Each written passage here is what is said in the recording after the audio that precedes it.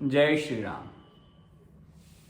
आज का हमारा विषय है कि पूजा उपासना किसकी करें, साकार की या निराकार ब्रह्म की। देखिए, इसके लिए स्वयं को जानना होगा, हम किस अवस्था के हैं, साकार हैं या निराकार हैं, व्यक्त है या अव्यक्त है, प्रकट हैं या अप्रकट हैं। अपना बोध कीजिए, आपको मिलेगा कि हम देहाभिमानी हैं, शरीरी हैं, और हमें अभिमान होता है अपने शरीर का, अपने घर का, अपने परिवार का, अपने रिश्तेदारों का, अपने संबंधियों का, अपने हक का, अपनी वस्तु का, अपने अधिकार का। ये सब इस शरीर से ही उत्पन्न है, ये सारे की सारी अभिमानी संज्ञाएं। कभी भी ऐसा नहीं हो सकता कि जो वस्तु आपने अनुभव नहीं की हो, देखी नहीं हो, और वो शब्द के रूप में आपके सामने आ जाए तो आप इमेजिन कर सको। प्रथम बार जब तक आप नहीं जानते थे, आपसे कहा जाए कि आप सेब देखा है आपने, कितने भ्रम में पड़ोगे। खाने की वस्तु सोचोगे, पकाने की सोचोगे, कोई अस्त्र सोचोगे, कोई शस्त्र सोचोगे, कोई घरेलू वस्तु सोचोगे।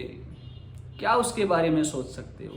कोई सब्जी सोच सकते हो, कोई अन्य ऐसी छोटी वस्तु, बड़ी वस्तु, कुछ भी आप सोच सकते हो। कितनी गलत फहमियों से आप अपने आप को गुजारेंगे एक कल्पना करने के लिए, जब आप एक छोटे से शब्द से इतने भ्रमित हो सकते हैं। आप बिल्कुल उसकी सही तह तक नहीं जा सकते उसका नाम सुनने से, अगर आपने उसको देखा नहीं, जाना नहीं पहुंच पाओगे आजीवन उस तक, क्योंकि आप शरीरी हैं, देहाभिमानी हैं। आपको वही समझ में आता है जिसका अनुभव आपसे कराया जाए। उसके उपरांत आपको सेब दिखाया जाएगा कि ये होता है, ये खाने का फल है। उसके बाद आप हजारों सेबों को पहचान सकते हो, लाखों को पहचान सकते हो। ये कैसे हुआ? आपको उसका अनुभव कराया गया।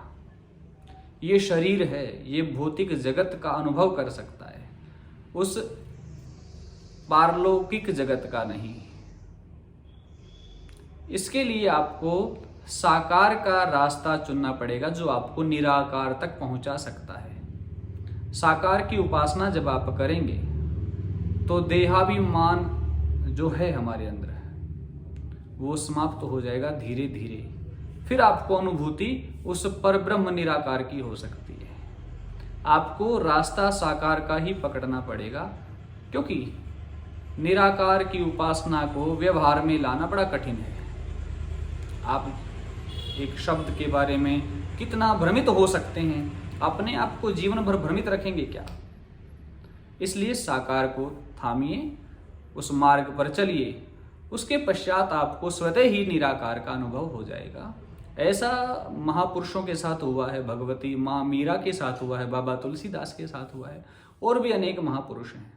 तो महापुरुषों का आचरण कीजिए, आपको भी उसकी प्राप्ति होगी। तो साकार की उपासना कीजिए। जय श्री राम।